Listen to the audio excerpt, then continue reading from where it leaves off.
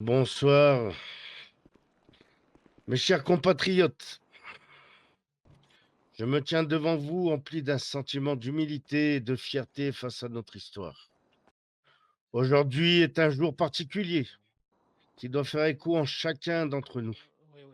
Les disputes intestines de notre nation doivent toujours laisser place au vivre ensemble, à la fraternité et à la cohésion, en gardant toujours en ligne de mire notre aspiration principale qui est la liberté. Il y a 160 ans, jour pour jour, la dernière bataille entre unionistes et confédérés prenait fin dans notre bel état de San Andreas. L'armistice de la guerre de sécession était proclamé sur notre territoire. Et on l'entend. La fin d'un conflit de 4 longues années qui a déchiré le pays a permis de se rendre compte d'une chose. Les belligérants, qu'ils soient d'un camp ou de l'autre, étaient tous américains. Et bien que nous devions tous nous réjouir de la victoire des unionistes qui luttaient contre l'esclavage et le séparatisme, cette guerre a laissé un goût amer dans l'histoire de notre pays. Des Américains se sont entretués pendant des années, alors même qu'ils avaient grandi ensemble, que des liens familiaux les unissaient parfois, et qu'ils chérissaient les mêmes collines, les mêmes forêts. S'il est important de se souvenir pourquoi nous nous sommes fait la guerre, il est plus important encore de comprendre pourquoi nous avons fait la paix.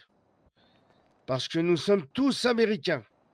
Parce que même si les tensions et les conflits peuvent exister, il est nécessaire de les régler autour d'une table, de discuter, de se comprendre, de dialoguer.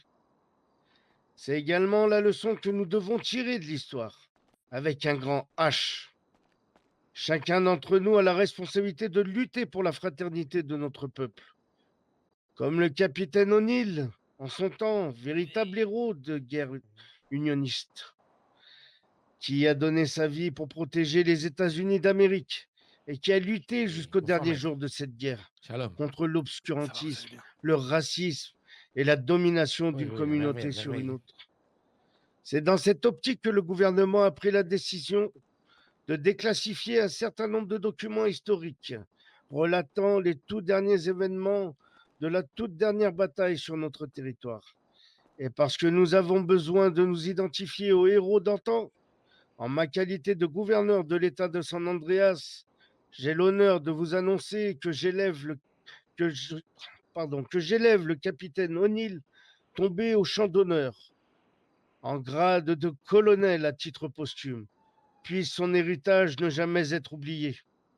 Amen. Souvenons-nous, toutes et tous, toute l'année, mais aujourd'hui en particulier, que les liens qui nous unissent sont le socle fondamental de notre société.